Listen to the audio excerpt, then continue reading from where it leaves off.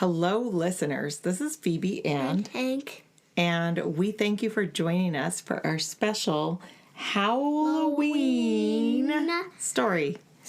This is another special that we've created that is not about Power Dog.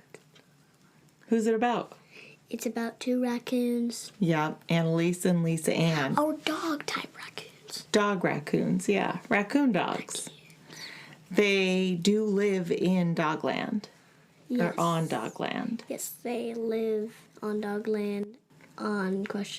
Mountain, since that's pretty confusing for other people if they say the mountain at the end. Well, at any rate, we hope you enjoy the story, and we hope that you all have wonderful winter holidays. I won't visit Dogland and run with the power pups. Got to love their style and how they never, ever, ever give up. Who loves dogs? Who loves dogs? We rise to any challenge, and no one here is average. We are the power pups. You know we'll ever, ever, ever give up.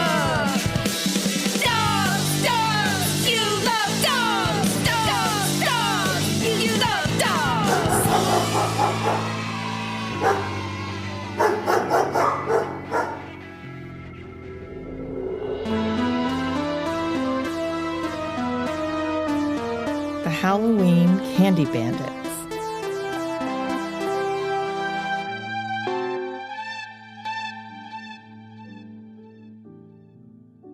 Annalise and Lisa Ann were twin sisters in a small, humble raccoon dog family. They lived in a den on the side of ? Mountain, and the mountain looked upon the beautiful blue starlit forest. Their father was a woodcrafter who worked with starlit forest wood cut down by the beaver dogs, and their mother made fine laces from the starlit forest moss, which they carried to the market in town to sell. They lived a very simple, lovely life with fresh baked bread and hearty mushroom broth to eat most days. Lisa Ann and Annalise were happy little kits and never thought of their simple life as one that lacked any happiness. Their parents taught them to read and write at home, and the kits studied their lessons diligently. Annalise enjoyed working with her paws, making clever little toy boats from bits of cedar wood, and when she had fitted them with sails, you could not tell them from any that had come out of the best toy shops in all of Dogland. She made spoons and cups and bowls for the kitchen, and she made lovely instruments from blue starlit forest wood for her sister, who clapped her paws excitedly every time. And because Lisa Ann loved to create little puppet theater shows for her family, Annalise carved dollies and puppets out of turnips so beautifully that one would think that they were truly lovely living creatures upon first glance. So green were the eyes of a turnip merpup and so pink her cheeks that you might expect her to speak or bark. Her hair was hot pink and purple corn silk, which cascaded like waves, and her robe of young cabbage leaves was so green and beautiful. Then, as often as one turnip dolly faded and began to shrivel, Annalise made another, which Lisa Ann declared was always more beautiful and clever than the one before. And Lisa Ann, when she wasn't nose deep in a book, was regaling her family with fantastical tales and lovely songs and dramatic plays. Now, it happened one night before Halloween that Annalise sat carving pumpkins to sell in the village market. Lisa Ann, who was rocking her newest purple turnip dolly to sleep, sat reading a book that their mother had brought from the library in the village. Living so far from town, they knew little more than carving jack-o'-lanterns when it came to the type of fun you can have with Halloween. So they'd asked for a book on the subject, and they both beamed with wonder to hear more about the jack-o'-lanterns, real cats, dragons, and magic in the moonlight. Lisa Ann read a passage about kits and pups dressing up like monsters and skellies and ghosts and cats and bats and dragons and frolicking, which is another word for partying, in the village streets. And when she turned to the last page of the book to find a poem printed in golden ink, she cried out, "Annalise, listen to this." Annalise set down her carving knife and listened with rapt attention as Lisa Ann ran her paw up and down the particularly lovely gilded page and read, "On the last night of Dogtober comes the mystic Howloween, the night when cats and dragons by all of us can be seen. Then merry dogs and friends fortunes tell, and tricks on others play, and puppies and kits bob for apples on Howloween, hooray." "Bob for apples?" asked Annalise. She loved apples, and this sounded like great fun. Lisa Ann nodded and continued. "Jack-o'-lanterns are glimmering round, all sorts of strange sights may be seen.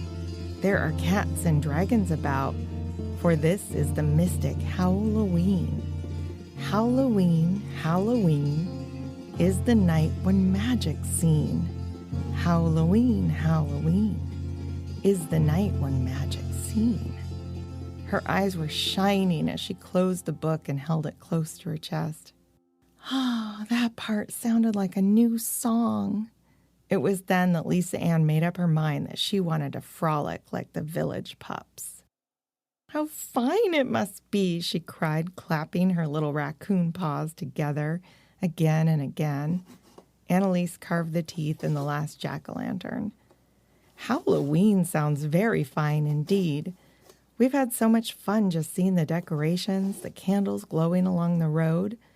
But to hear of candy and apples and games and tricks, wow, just wow." Annalise finished the jack-o'-lantern and piled it with the rest. She hoped to sell them all at the market in the village the next day. "Candy? Mischief?" asked Lisa Ann. Her face lit up with excitement. "Annalise, do you think that we could stay late in the village for the frolic? And there is still one lovely pumpkin in your garden for a jack-o'-lantern. Do you think it could be ours? Oh, what a time we could have." "Lisa Ann!" exclaimed Annalise in astonishment. "If we stayed in town until night, how should we find our way home through the forest?" "Oh, come on. You know the way through the forest, Annalise," insisted Lisa Ann. "Please," she begged. "We have never been to a Howloween frolic." "Now, Lisa Ann, I wish we could frolic in the village tomorrow night," answered Annalise. "But there's just no way that we could find our way home through the forest after dark, and we would both be certainly lost. Maybe we can go together with Mama and Papa next year." Lisa Ann began to quietly sob. Annalise felt bad for her sister and even for herself, as she had a strong desire for a nice, crisp, juicy apple now. The next day, the twins rose with the sun, and Lisa Ann was in better spirits. She helped Annalise gather the jack-o'-lanterns for the market. Lisa Ann sat quietly and read the book about Howloween, while Annalise carved the last and finest pumpkin from the garden. When the jack-o'-lantern was finished, Annalise lit a match for just 1 second so that she might see it grinning with light. Lisa Ann clapped her furry little raccoon paws. "He looks like he's smiling at us." "So he does," chuckled Annalise. "Let's call him Jack." "Girls, it's going to be a lovely Howloween," called their mother from the porch. "Come to breakfast, and I will tell you about the dragon and bat-shaped clouds I saw this morning. Surely a sign of good luck." After breakfast, the girls were off to town, hauling their especially heavy load of jack-o'-lanterns, which would be a huge hit at the market. They had agreed that Jack would stay with them, and they would buy a special candle in town so that he could be lit all night when they got home. They were in marvelous spirits, and Lisa Ann began to hum and then to sing part of the new song from the back of the book. "Howloween, Halloween is the night when the magic's seen. Howloween, Halloween is the night when the magic's seen." The girls came to a bend at the edge of the forest and sat down to rest a bit and have some water. As they settled into a little patch of blue grass, they heard a curious sound, a humming of sorts. "Did you hear that?" asked Lisa Ann, who was prone to imagining melodies and tones and sounds. Annalise puzzled and looked around and nodded yes. Then, to their amazement, a tiny creature with the same silver and black body and ring-tailed markings as the girls, but an entirely different body shape, strode out into the road. The creature looked right at them calmly and said, "I heard you singing my favorite song." "Oh my!" exclaimed Lisa Ann. Are you a cat?" The striped individual nodded and smiled. "Actually, I'm a kitten, and that is a young cat, like you are young pups." The twins smiled nervously, as they had never seen a real cat and were unsure what to do. But then Annalise said, "Oh, wow, we are so pleased to meet you. And also, we are raccoon-type dogs, so our parents actually call us Kits." "Huh," mused the kitten. "That sounds an awful lot like kitten, and we seem to also look alike, so perhaps we are distant cousins somehow." "Oh, I would like that so much," said Lisa Ann. She didn't want to tell them that she'd read that cats weren't real, and she definitely wanted a magical cousin to play with. Annalise was feeling much the same way and asked, "Where are you going, kitten?" The kitten smiled and said, "Morty's my name, and having a bit of Howloween mischief is my game. Care to join me for a caper in the village?" Both of the kits clasped their paws and asked in unison, "Caper?" And Annalise added, "My name is Annalise, and this is Lisa Ann, and we were already headed to town to sell these jack-o'-lanterns." Morty nodded and walked around the cart, looking at the jack-o'-lanterns, as if he were solving a puzzle or perhaps hatching a plan. "Do you have to sell these jack-o'-lanterns?" he asked. "Can we give them away as, like, surprise treats to the town dogs while we have a bit of holiday mischief? Because they have a saying in town. It goes, 'Trick or treat, smell my feet, and give me something good to eat.' So if we give them treats, then we can trade tricks, and we can get something good to eat." Puzzled Annalise. This logic wasn't quite tracking, but Lisa Ann looked so thrilled and delighted, and they all three decided it was too much of an adventure to pass on. "Okay, yes, let's make them into surprises. The only thing for us is that we must be home for dinner and before it's dark out so that we don't become lost in the forest." Morty nodded, and off the three of them went to town. As they walked, he told them tales of Howloween frolics and various hilarious, harmless pranks to be pulled. And he'd also read that song in the back of the book and had been humming it to nearly an identical tune as Lisa Ann, and they felt very bonded over it and decided they would consider each other cousins, regardless of whether there was any truth to the notion. As they came near to the edge of town, they were all three happily singing, "Howloween, Halloween is the night when the magic's seen. Howloween, Halloween is the night when the magic's seen."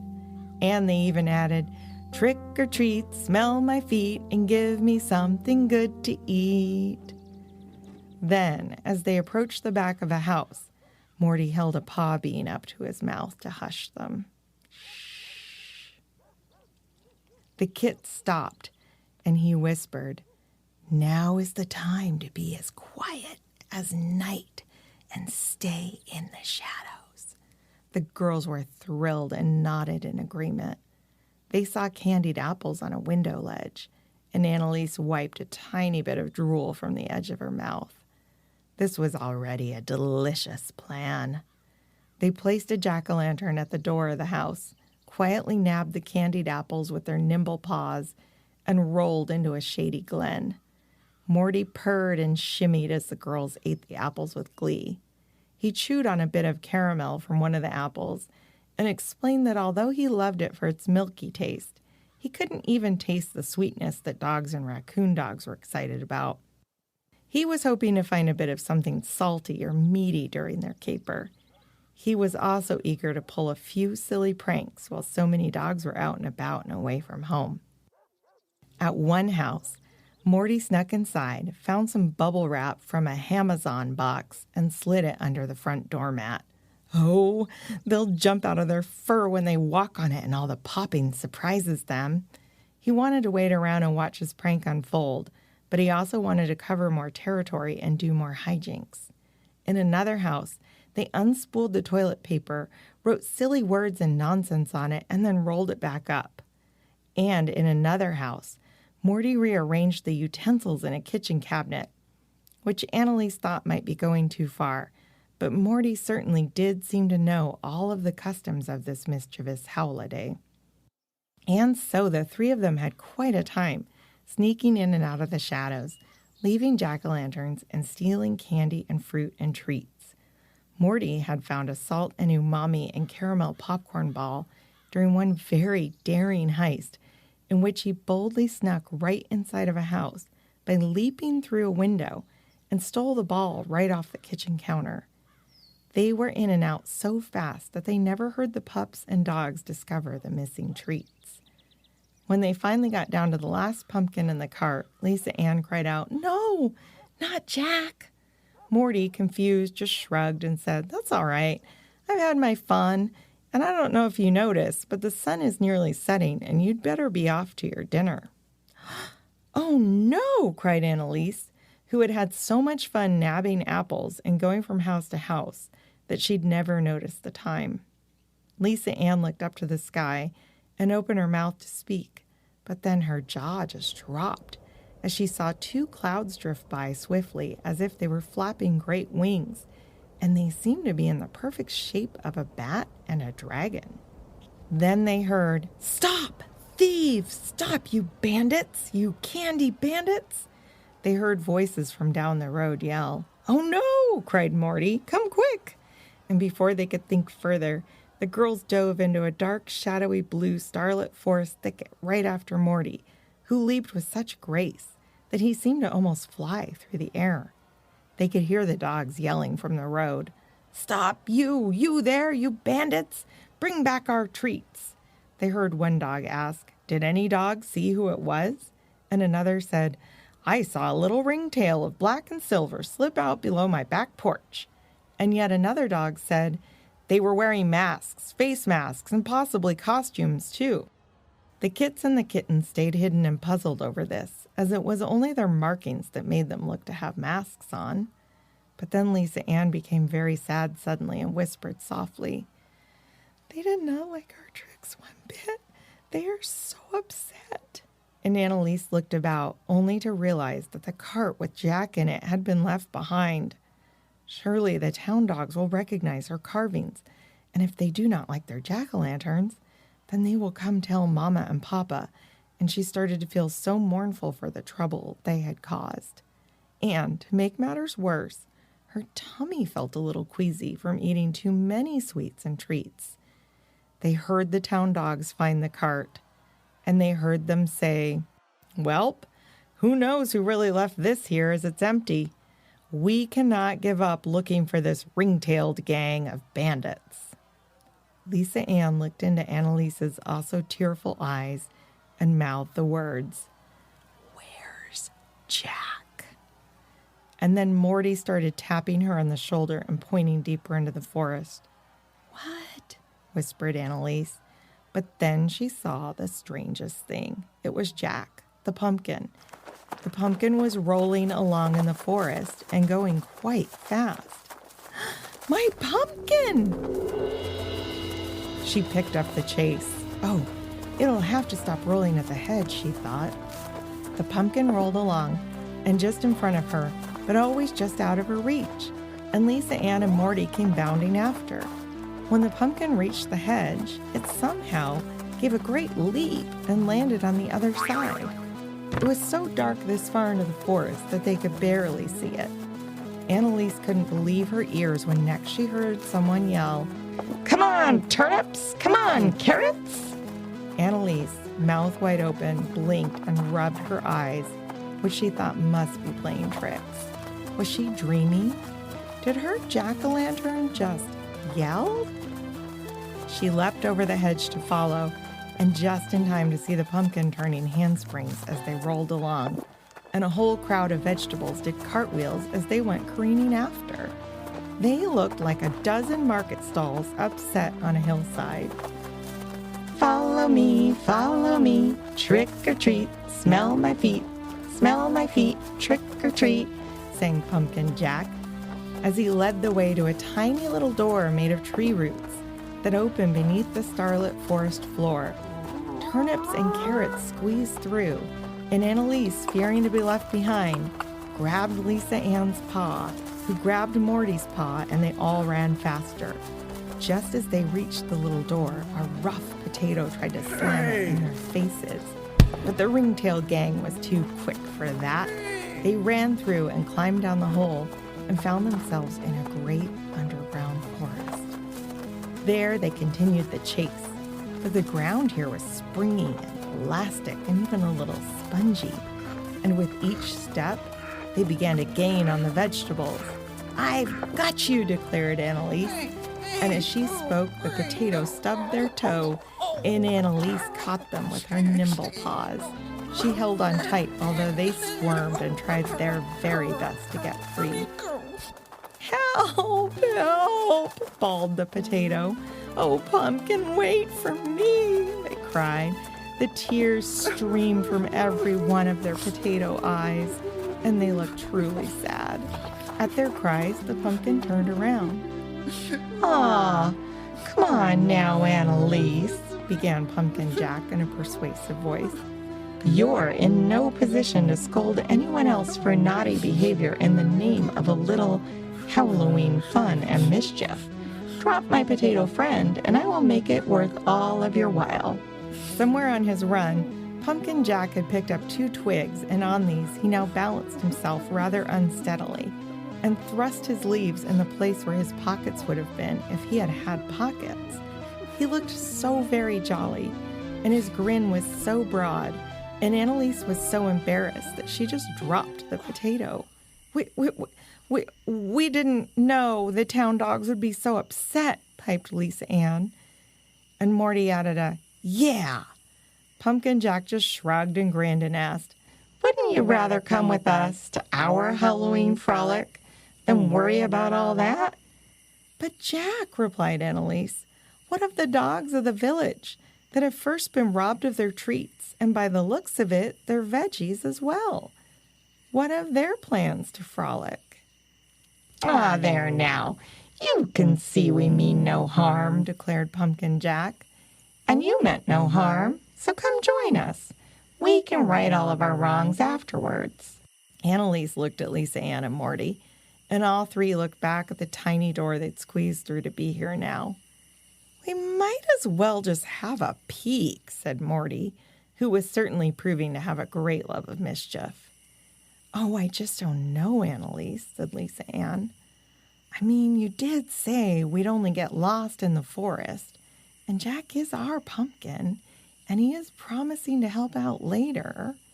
All 3 nodded, and all 3 were still dangerously curious sorts. So peace was made, and they followed the bobbing turnips and onions as Pumpkin Jack led the way.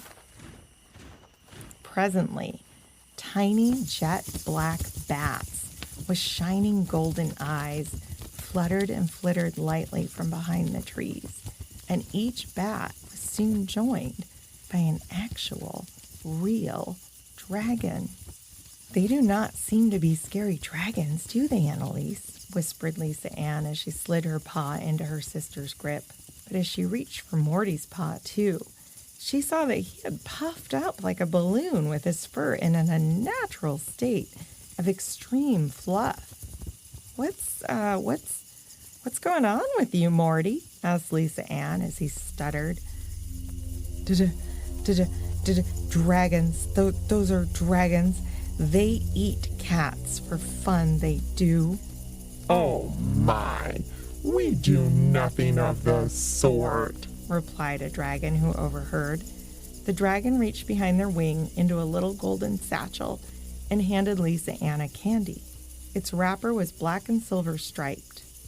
"Don't eat that," cried a still distraught and puffed out Morty. "It could be a wicked trick." "Oh, nonsense, pish-posh," said the dragon.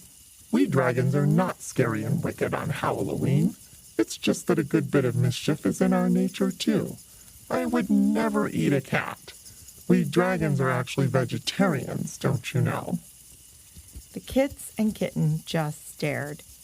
Even Morty couldn't tell if his fur would ever smooth back down. "Now listen, it is seldom dragons give candies, as we are more likely to dole out some tricks. And when we do, the candy should be treasured. Here is one for each of you to keep in your pocket. And if you never eat them too fast and always keep the wrapper, then you will never be without a candy whenever you want one."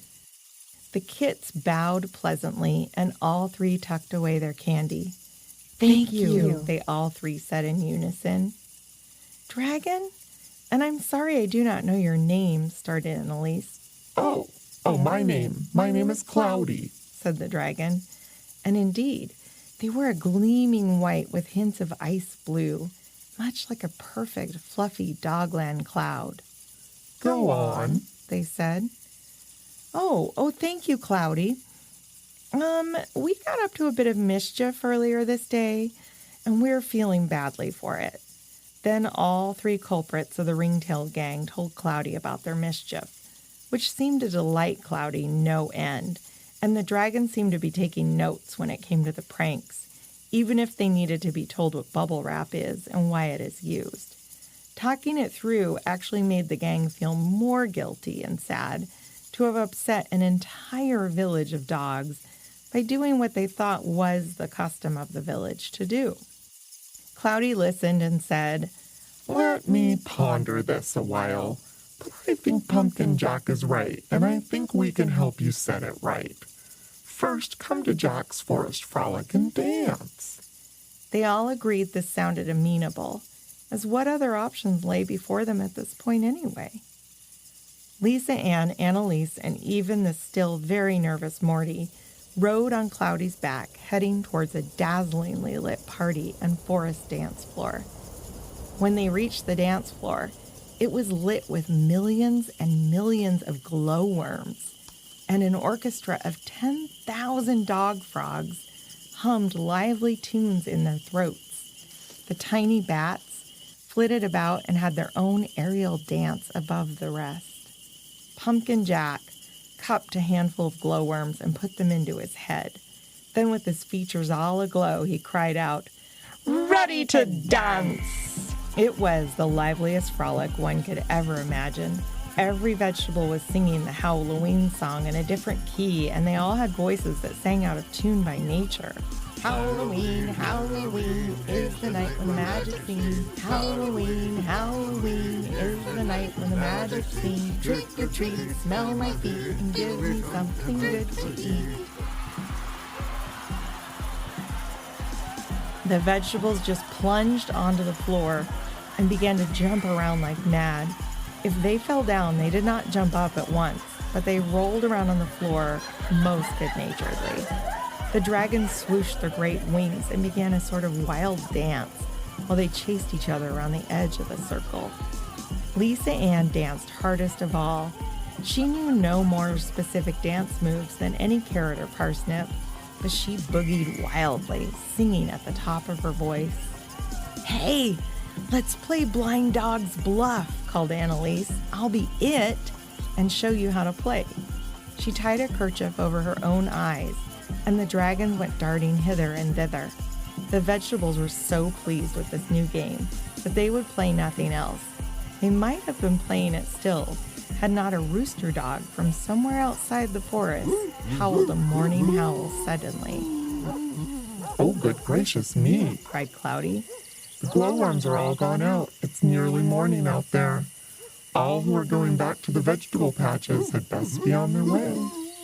"Not I," cried Pumpkin Jack. "I'm done with vegetable patches and farmers markets and towns forevermore." "Not we," exclaimed some cabbages. "We're going to turn savage and be wild cabbages for the rest of our days." Straight away, every vegetable began to raise its voice and declare it would not go back to anyone's garden patch or market stall. Come now, all of you, cried the cloud dragon. "It was we dragons who enchanted you, and you can stay in the woods for the rest of your lives if you like. It's nothing to us. But what of Annalise, Lisa Ann, and the dogs of the village? Who is to make up for yesterday's mischief?" Lisa Ann and Annalise looked around. Where was Morty?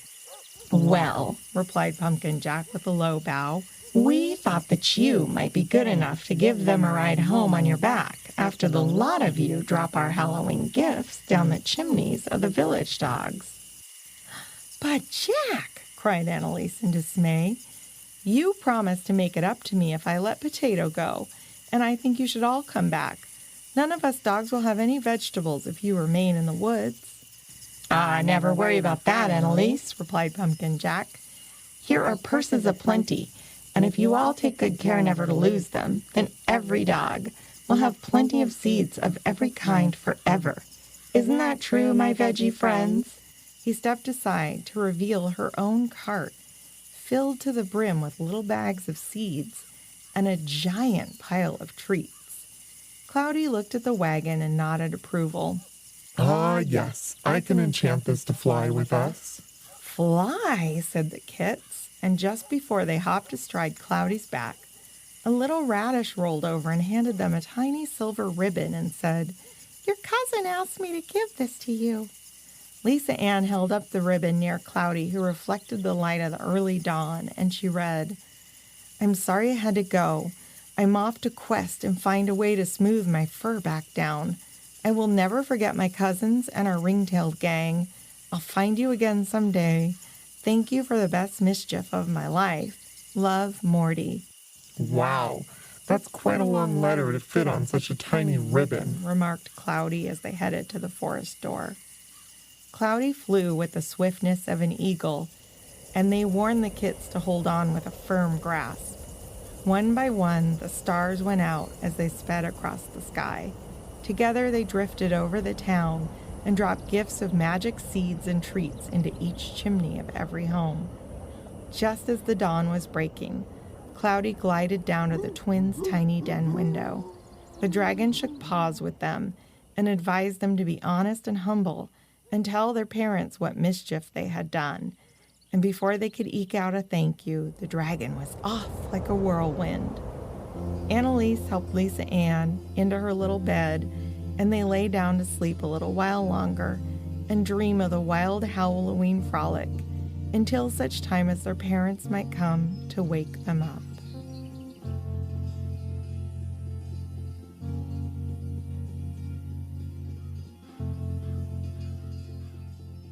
Thank you for listening to our Halloween episode. Thank you, listeners. If you liked what you heard, you can see more content at our website, PowerDogAdventures.com. There you can sign up for our infrequently emailed newsletter and also submit any good dog jokes. And we'll be forever grateful if you feel like telling your friends about the show too. If you are looking for more great shows, then please check out the other members of Kids Listen, a grassroots organization dedicated to high-quality audio for kids and families. There are well over 100 great shows to find there. Ask your grown-up to check out kidslisten.org to find out more. Special thanks to our creative partner, the inimitable Jason Rourke, who makes these stories sound extra good with his wise counsel, recording, sound design, and even original music. This podcast has been made possible in part by funding provided by the Regional Arts and Culture Council in Portland, Oregon. Thank you, RAC. It has been made even more possible by listeners like you. Thank you so much for your support, and extra big thanks to our Patreon patrons who get early access to all of our episodes ad-free, as well as goodies and merch and birthday shout-outs at any level of support. We are not joking even a little when we say we could not do this without you. The Adventures of Power Dog in Dogland is created in the ancestral lands of the Cowlitz, Multnomah, Kathlamet, Clackamas, Tumwater, Tualatin Kalapuya, Wasco, Molalla, Watlala, bands of the Chinook, and other indigenous nations and tribes of the first people who made their homes along the rivers here in what is now called Portland, Oregon. Special thanks goes out to our granny, aka Jeannie Murphy, for playing along and recording our new Halloween song for us.